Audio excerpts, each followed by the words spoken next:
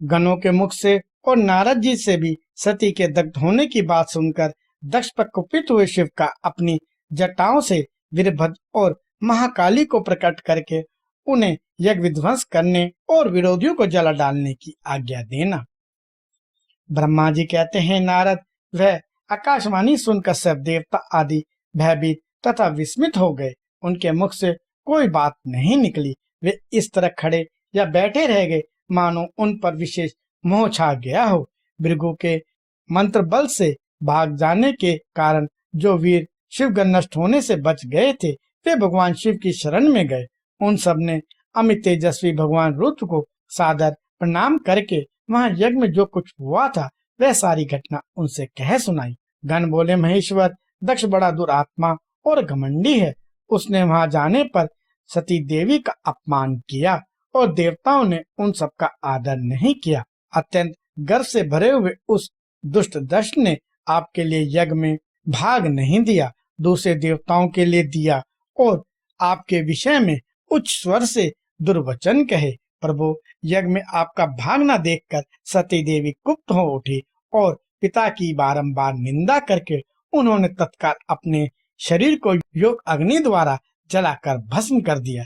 यह देख 10,000 से अधिक पार्षद लज्जावश शस्त्रों द्वारा अपने ही अंगों को काट काट कर वहां मर गए। शेष हम लोग दक्ष पर कुपित हो उठे और सबको भय पहुंचाते हुए वेग पूर्वक उस यज्ञ का विध्वंस करने को उद्यत हो गए, परंतु विरोधी भृगु ने अपने प्रभाव से हमें तिरस्कृत कर दिया।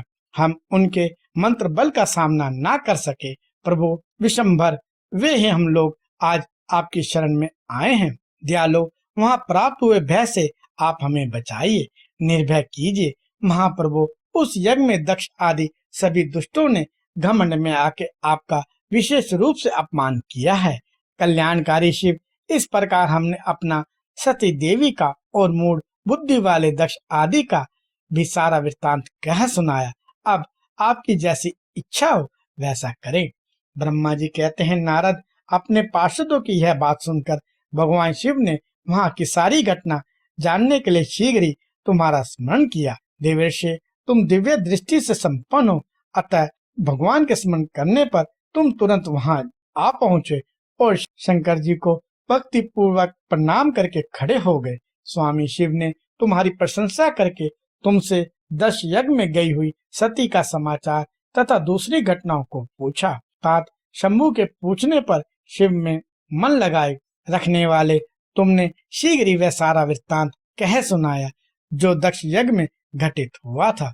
मुने, तुम्हारे मुख से निकली हुई बात सुनकर उस समय महान रोध पराक्रम से संपन्न सर्वेश्वर रुद्र ने तुरंत ही बड़ा भारी क्रोध प्रकट किया। लोक सहाकारी रुद्र ने अपने सिर से एक जटा उखाड़ी और उसे रोषपूर्वक उस पर्वत ऊपर दे मारा। मुने, भगवान शंकर के पटकने से उस जटा के 2 टुकड़े हो गए और महाप्रलय के समान भयंकर शब्द प्रकट हुआ। देवेशे, उस जटा के पूर्व भाग से महाभयंकर महाबली वीरभद्र प्रकट हुए, जो समस्त शिव गणों के अगुआ हैं। वे भूमंडल को सब ओर से व्याप्त करके उससे भी 10 उंगल अधिक होकर खड़े हुए। वे देखने में प्रलय अग्नि के समान जान पड़ते थे। उनका शरीर बहुत ऊंचा था। वे 1000 भुजाओं से युक्त थे। उन सरसमत महारुद्र के क्रोध पूर्वक प्रकट हुए निश्वास से 100 प्रकार के ज्वर और 13 प्रकार के सनिपात रोग पैदा हो गए। तात उस जटा के दूसरे भाग से महाकाली उत्पन्न हुई, जो बड़ी भयंकर दिखाई देती थी।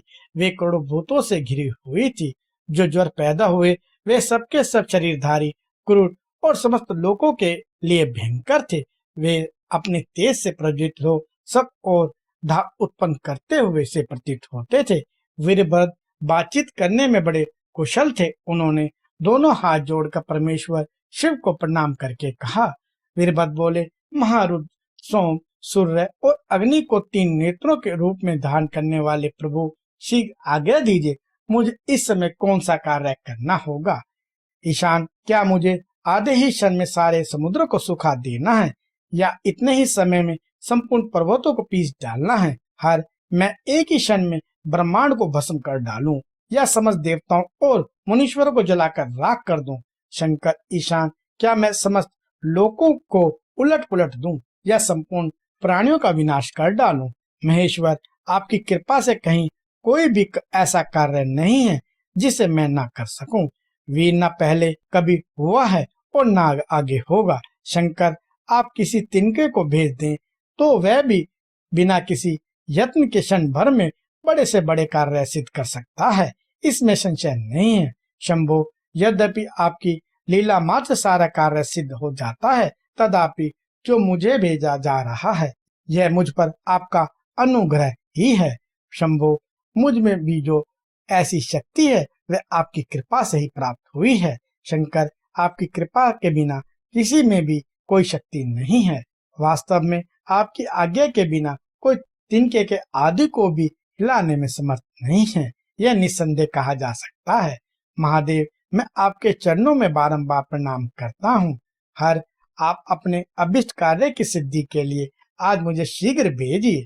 शंभो, मेरे दाहिने अंग बारंबार फड़क रहे हैं, इससे सूचित होता है कि मेरी विजय अवश्य होगी। अतः प्रभु, मुझे भेजिए। शंकर, आज मुझे कोई अभूतपूर्व ऐसा विशेष हर्ष तथा उत्साह अनुभव हो रहा है और मेरा चित्त आपके चरण कमलों में लगा हुआ है। अतः पग पग पर मेरे लिए शुभ परिणाम का विस्तार होगा। शंभो, आप शुभ के आधार हैं। जिसकी आप में भक्ति है उसी को सदा विजय प्राप्त होती है और उसी का दिनों दिन शुभ होता है। ब्रह्मा जी कहते हैं, नारद, उसकी यह बात सुनकर सब मंगल के पति भगवान शिव बहुत संतुष्ट हुए और वीरभद्र, तुम्हारी जय हो, ऐसा आशीर्वाद देकर वे फिर बोले। महेश्वर बोले, मेरे पार्षदों में श्रेष्ठ वीरभद्र, ब्रह्मा जी का पुत्र दक्ष बड़ा दुष्ट है, उस मूर्ख को बड़ा घमंड हो गया है। अतः इन दिनों वह विशेष रूप से मेरा विरोध करने लगा है। दक्ष इस समय एक यज्ञ करने के लिए उद्यत है। तुम याग परिवार सहित उस यज्ञ को भस्म करके फिर शीघ्र मेरे स्थान पर लौट आओ। यदि देवता, गंधर्व, यश अथवा अन्य कोई तुम्हारा सामना करने के लिए उद्यत हो तो उन्हें भी आज ही शीघ्र और सहसा भस्म कर डालना। दधीची की दिलाई हुई मेरी शपथ का उल्लंघन करके जो देवता आदि वहां ठहरे हुए हैं उन्हें तुम निश्चय ही प्रयत्न पूर्वक जलाकर भस्म कर देना। जो मेरी शपथ का उल्लंघन करके गर्भयुक्त हो वहां ठहरे हुए हैं वे सब के सब मेरे द्रोही हैं, अतः उन्हें अग्नि में माया से जला डालो। दक्ष की यज्ञशाला में जो अपनी पत्नियों और सारभूत उपकरणों के साथ बैठे हों उन सबको जलाकर भस्म कर देने के पश्चात फिर शीघ्र लौट आना। तुम्हारे वहां जाने पर विश्वदेव आदि देवगण भी यदि सामने आ तुम्हारी आदर स्तुति न करें तो भी तुम उन्हें शीघ्र आग की ज्वाला से जलाकर ही छोड़ना। वीर, वहां दक्ष आदि सब लोगों की पत्नी और बंधु बानों से जलाकर कलशों में रखे हुए जल को लीला पूर्वक पी जाना। ब्रह्मा जी कहते हैं, नारद, जो वैदिक मर्यादा के पालक, काल के भी शत्रु तथा सबके ईश्वर हैं, वे भगवान रुद्र रोज से आंखें लाल किए महावीर वीरभद्र से ऐसा कहकर चुप हो गए।